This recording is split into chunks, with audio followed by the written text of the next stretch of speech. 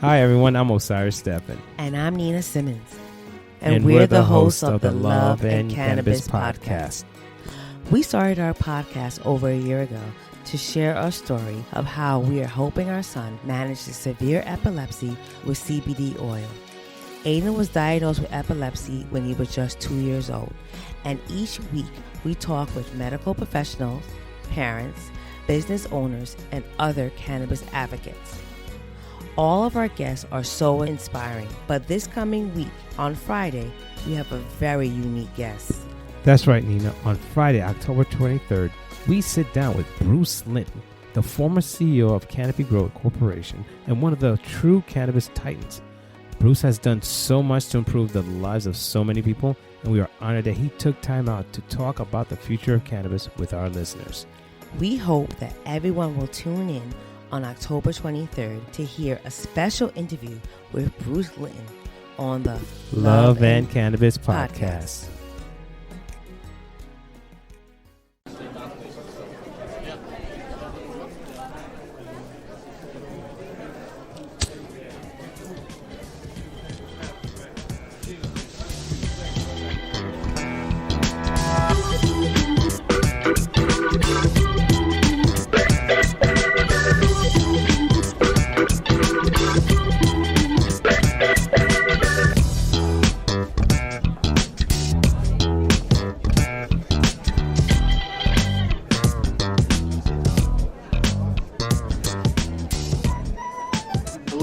And welcome to the Deadhead Cannabis Show.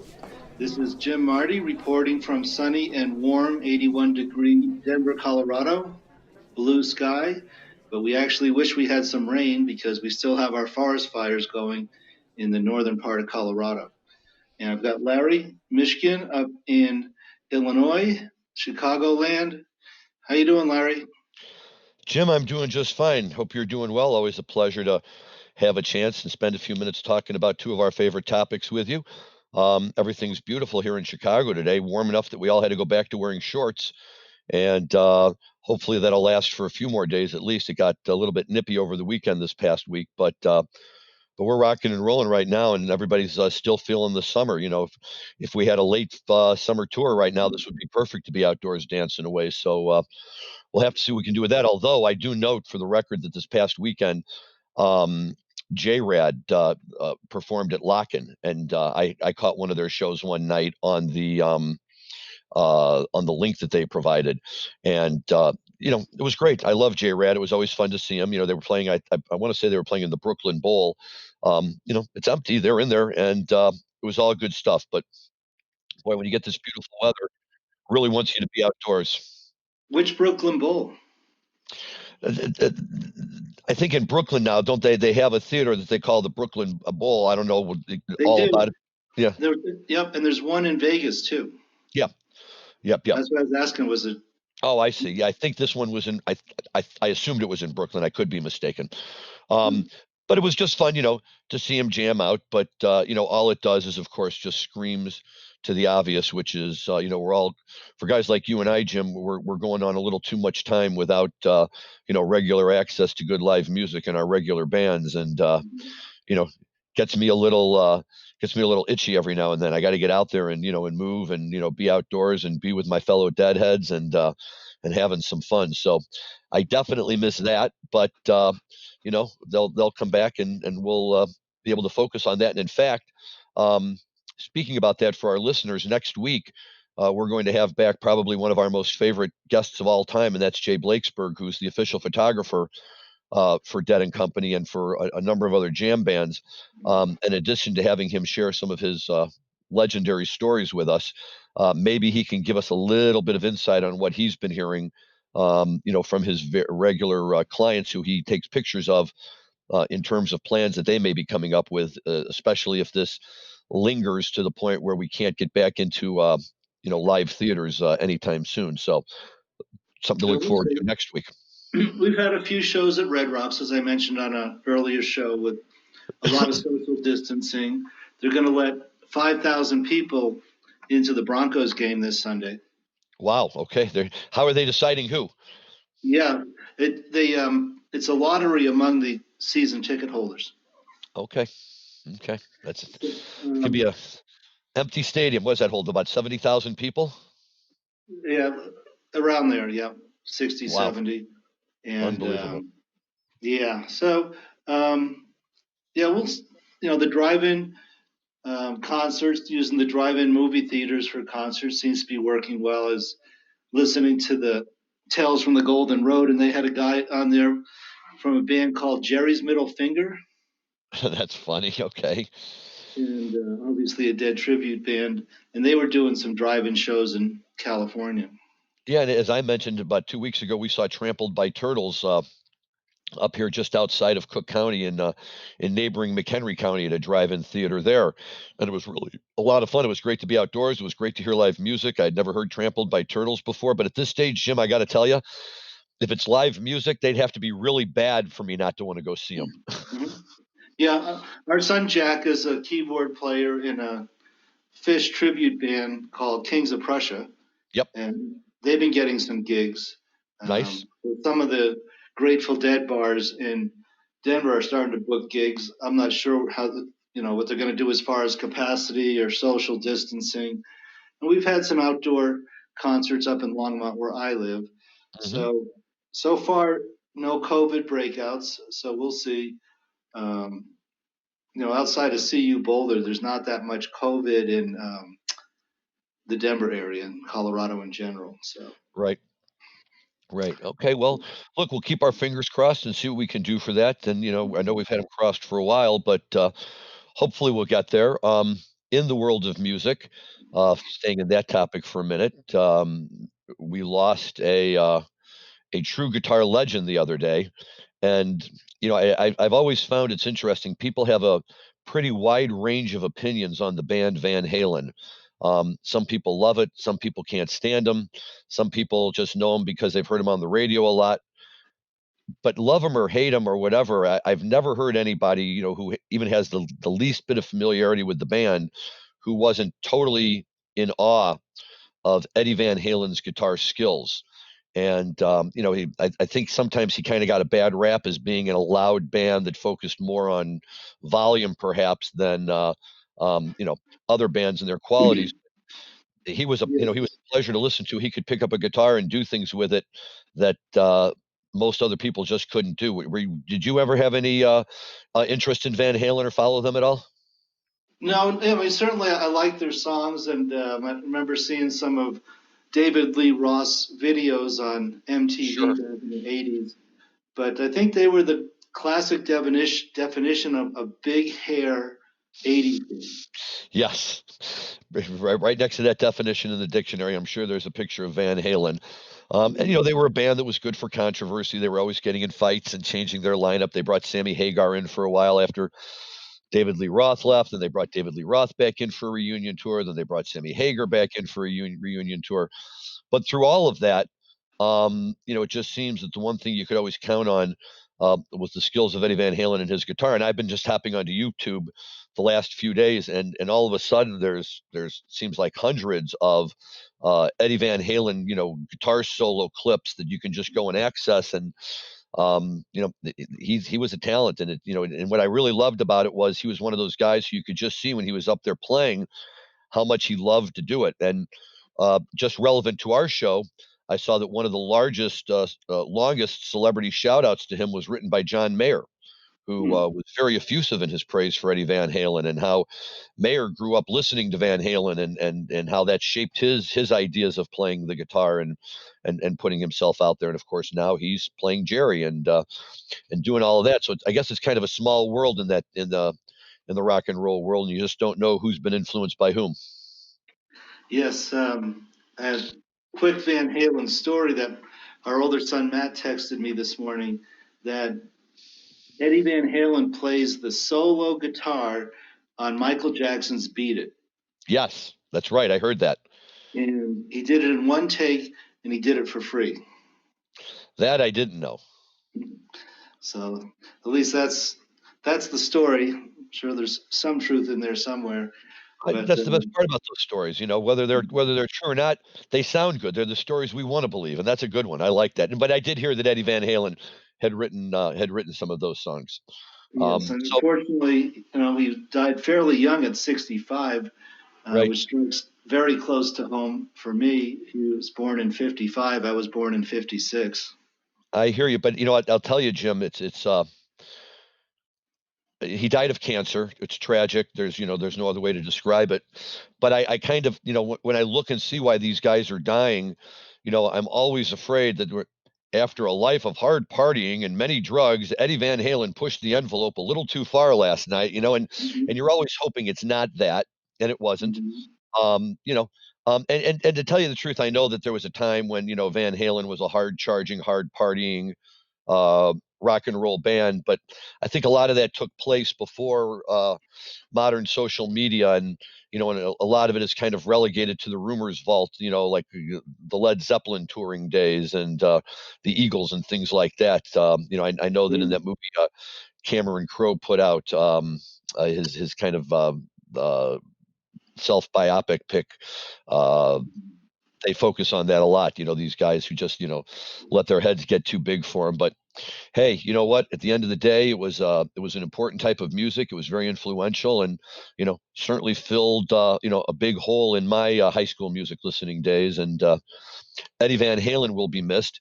And as long as we're talking about people we lost in the world of music, last week we lost both Mac Davis and Helen Reddy, neither of whom would typically pop up in the list of jam band names or anything like that. Helen Reddy, I think, was pretty much known for her hit "I Am Woman."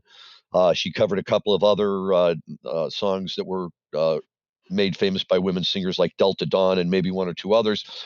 And Mac Davis, was really a legend in his own right with "Baby Don't Get Hooked on Me."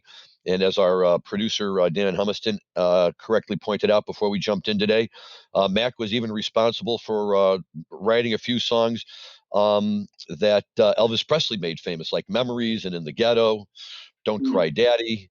Um, and for me, the biggest impact that Mac Davis had on me and that I recall is when he played the quarterback in the movie North Dallas 40. Uh, and that was a great role for him, and it was really fun and fun for him to see, and kind of all the silliness that went on in the movie, but the important message it sent about football, and with Nick Nolte as his wide receiver, and they were buddies, and so that was great too. Um, Yeah. but How I old? raised. I'm How sorry. Go old ahead. was Helen Reddy? In her 70s. Yeah. But So. the reason why I mentioned these guys, Jim, and besides the fact that it is music, and we would be remiss if we only focused on uh, jam band stars. Um, but this got me thinking, and it got me thinking because when I read both of their obituaries, there was one little fact that was common in both of them, which really made me chuckle, and that was that in the 1970s, both Helen Reddy and Mac Davis, independent of one another, had their own 1 hour celebrity variety shows on television. The Helen Reddy show, there was the Mac Davis show. Um, and my recollection of growing up when I was a kid was that there was always many of these. There was the Dean Martin show, and all of these people always had their own variety shows. In fact, if you were a celebrity in the 1970s, you had to try not to have a celebrity show, right? Otherwise, everybody was getting them. And one of the things, and most of them would last a year, maybe two, and then they drop off. And it was like, hey guys, this isn't working. Does somebody get the message already? What made me think of that today was that I noticed right before we started taping, um, that Santana, the rock musician Carlos Santana, one of the more famous rock and roll guitarists of our time, is coming out with his own line of branded flour. And my first reaction was the same as my reaction to the celebrity TV hours. Not another celebrity with their own brand of flour, right? These days, forget about the celebrity TV hour. Now the celebrities are all getting branded in cannabis. Um, and I find it interesting because each one of them comes in and tries to make a little bit of a splash and play on their bona fides from back in the day when they were rock stars or whatever they did back then to create a situation where somebody would connect them with cannabis. Um, I don't know about you and how many of these celebrity brands you have tried. Willie Nelson has one, I know. Mickey Hart has pre-roll joints. Um, I have yet to find one, and I have to confess I haven't tried Mickey Hart's yet, but I've heard good things about them. But I have yet to find a celebrity brand where I said, "Wow, this is great. I'm going to really gravitate to this brand." Um, but that doesn't stop these companies from thinking, what other celebrities are out there. And Jim, I'm telling you, it's just going to be a matter of time before Jim Marty branded flower hits the stands. Right. Well, where you can't cross straight lines, they're really just selling the right to use their name on packaging in various states. There's no consistency to the genetics of the cannabis. Right.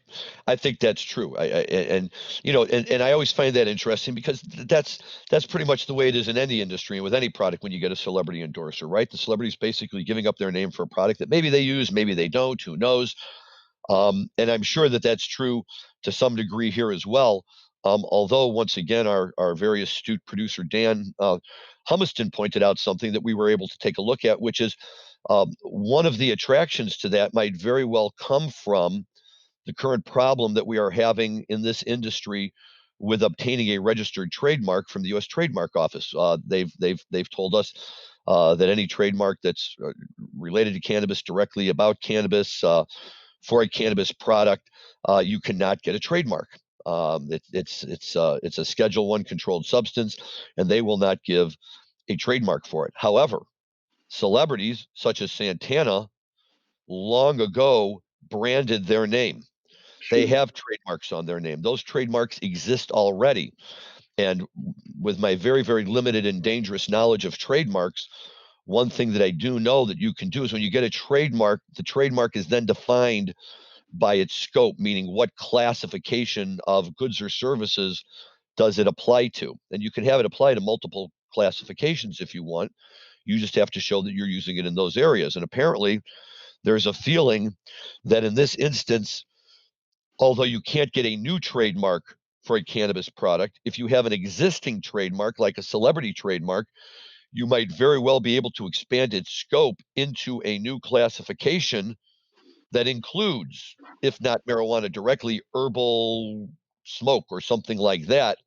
And actually, that's something I'm going to look into and hopefully be able to report back on next week, because I know a couple of IP guys I can reach out to on that. And I am very curious to hear about that, because if that would really make a lot of sense, if it's a good way for manufacturers, to be able to come out with a product that's already going to be branded because people know the names. And if you already have trademark protection in place, that takes care of a huge problem.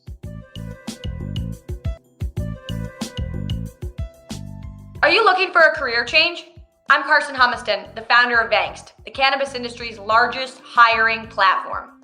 I'm so excited because on October 21st and 22nd, we are hosting the cannabis industry's first virtual hiring event. It's 2 days of great speakers, networking, and most importantly, jobs. We have over 50 cannabis companies all across the US hiring for more than 500 positions. This is the place to go to find your next job in the cannabis industry. To sign up, visit Vanks.com. Which swerves into another subject I wanted to talk about, which is politics, and we're just a few weeks away from the presidential election.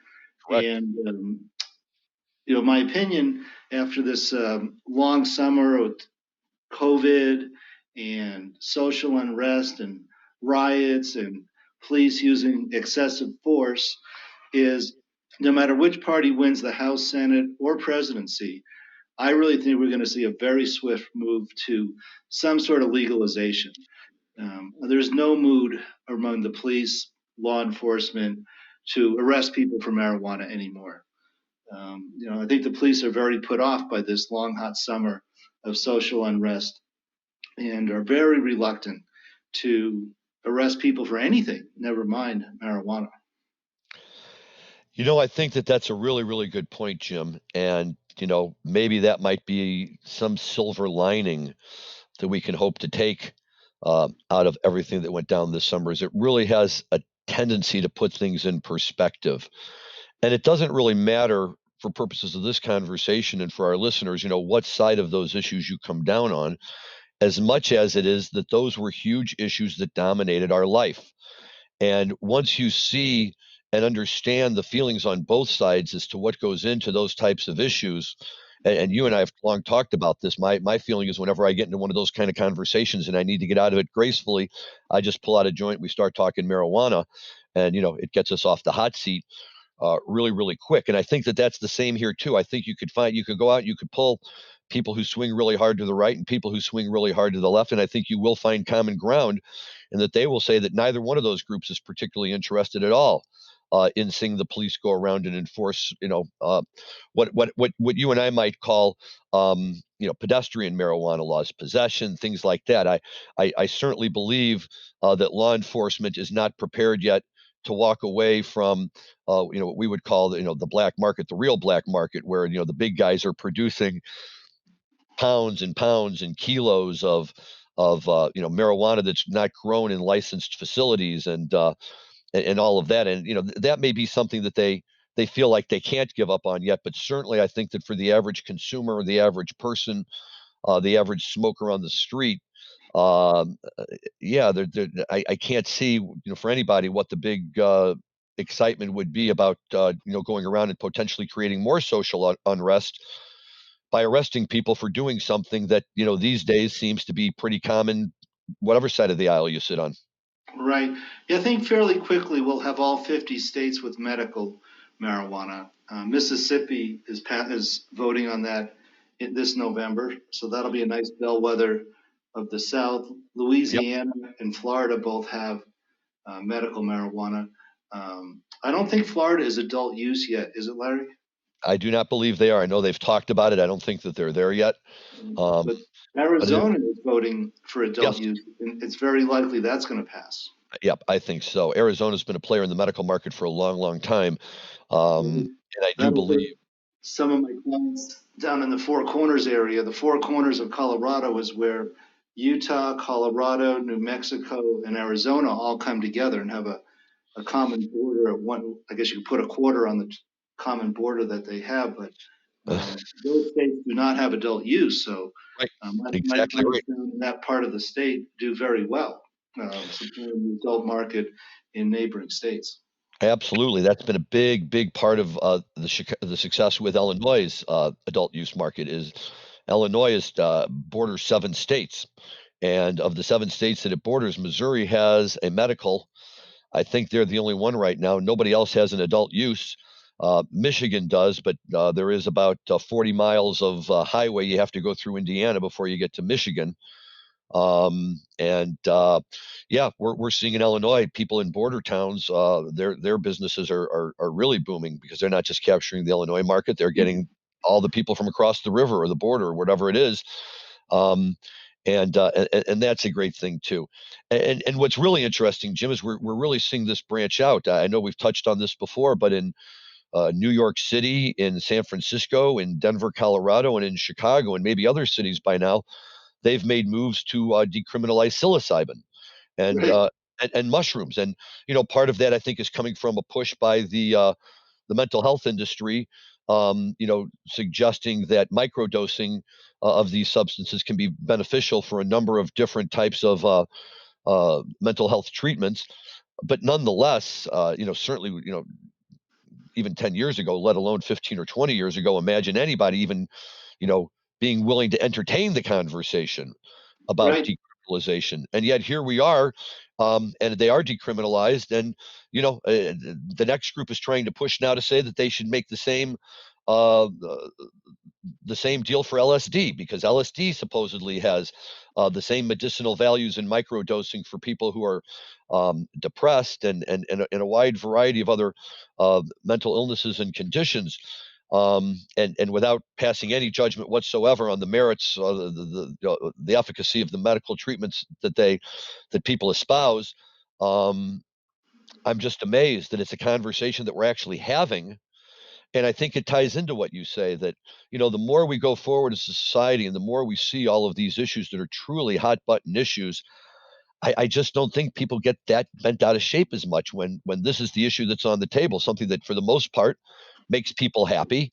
Is a promoter of good times and good things, and um, Like So I was hopefully, saying, yeah. I think it's going to come really fast after the election. All that cross-border adult use that we were talking about, you know what the politicians call that, right?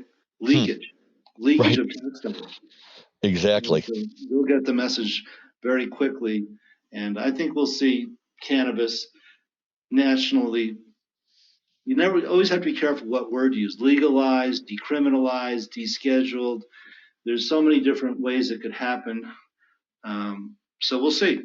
Um, Yeah, 2021 is just around the corner. Hope exciting we times. start having some big tours again. We'll see.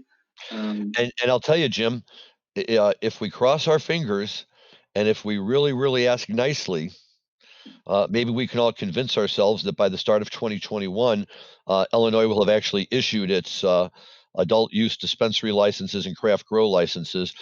For everyone who was watching Missouri kind of stumble its way to ignominy and really pulling the standard down in terms of how a state should put a program into action, what's going on in Illinois right now is going to rival that, if not exceed it. Just as a 30-second update, just because this is a ping pong game that'll never end. The people who all Well, came in second place and missed qualifying for the tiebreaker by a point or two or three filed lawsuits and went and yelled and screamed. And even though the governor repeatedly said that there was nothing in the act that would allow for them to go back in and rescore the applications or do anything like that, after a lot of yelling and screaming, that's exactly what he decided they were going to do. So all of the second place finishers dismissed all of their lawsuits, and everyone's sitting around now waiting for the state to issue the rules by how this kind of second chance opportunity will work. Well, you didn't need to be a rocket scientist to figure out that just a few days ago, those groups that made it into the tiebreaker and who have already qualified for the tiebreaker are now suing and pushing back and saying, no, no, no, no, no. We can't do this. There's no basis to allow anybody else into the tiebreaker. We all started with the same rules and, the same thing for everybody. We got perfect scores. You didn't. That's the way the cookie crumbles. There's always going to be a first place finisher and a second place finisher. How a judge is going to rule on this new lawsuit, I can't tell you. And whether they're doing it to try to get negotiating leverage with the governor to maybe for some sorts of guarantees that they will get a license, I have no idea. But until these lawsuits work themselves out, they can't even really get these new plans into place because you don't want to spend the time and money getting the whole new plan ready to go, and then the next day have a judge tell you, nope, that's not going to work. So all of a sudden, we were supposed to have these dispensary licenses issued on April 1st. Talk about an April Fool's joke, because here we are, and with these new rules, if they're followed, I can't imagine that we're going to hear any sooner than the end of this year, and I think that would be optimistic. And then as far as the craft grow licenses are concerned, a lot of people are now saying they're not going to issue those licenses until after they get this dispensary debacle resolved, because they're going to have to. They anticipated a lot of the same issues coming up with the craft grow applications, and so I think they want to wait, get it all worked out, and then it's a mess. it is, and it's too bad for the craft growers because that's where the social equity program is in Illinois. Yep, you're right. And what I'll tell you though, it's there's two ways to look at it. And I tell my clients, I say, to my clients who are in the industry trying to get that license, for you guys, this really sucks. For everybody else in the state of Illinois, are you kidding me? They've got adult use marijuana. They can go buy marijuana whenever they want. They're not sitting around worrying about whether Cresco's getting another license or not, right? So, in that regard, as aggravating as all of this is, give me an adult use statute with operating dispensaries any day of the week. And if we have to sit around and deal with all this nonsense, that'll just be a price we have to pay for legal access to cannabis. Mm-hmm. Well, yeah, Missouri actually I think is doing pretty good. Their amendment required that the licensed winners be open by the end of this year, and I think they're well on their way. Yep, that's what I've heard. And I believe Missouri's going to have adult use on their ballot this fall. They've talked about it. I don't know whether they'll be able to get it on this ballot or the next one, but it's certainly something that they're talking about down there, and I think that its time will come there as well. Very good. All right. Well, we're coming to the end of our time slot. I think that's all I had for this week. Never a dull moment in United States politics and cannabis legalization and cannabis legalization. So Very interesting times we live in. It's interesting times. It's exciting times. And, any type of social change is never easy. There's always bumps and hurdles along the way.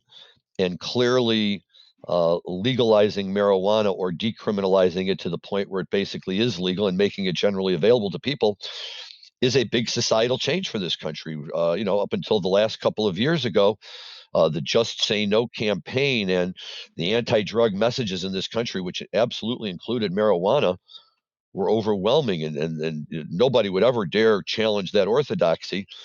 And now, just a few years later, here we are. Mm-hmm.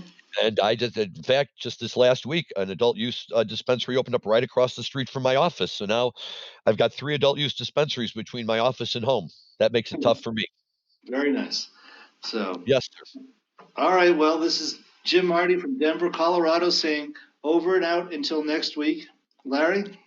Jim, thank you as always. I look forward to speaking with you next week. For our listeners, please remember that next week we will have our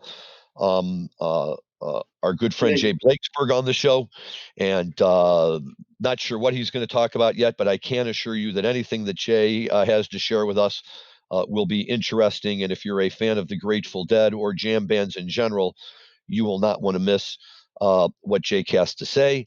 Until then, I wish everyone a good week, good health. Enjoy your marijuana responsibly, and we'll talk to you soon. Thank you. If any of you would like to be a guest on the Deadhead Cannabis Show, please give us a call, and you can connect to us on our website, the Deadhead Cannabis Show website. Or if you're in the cannabis industry and you would like to be a sponsor of our show, please feel free to reach out to us, and we can arrange some very effective marketing for you as sponsors of our show. Over and out.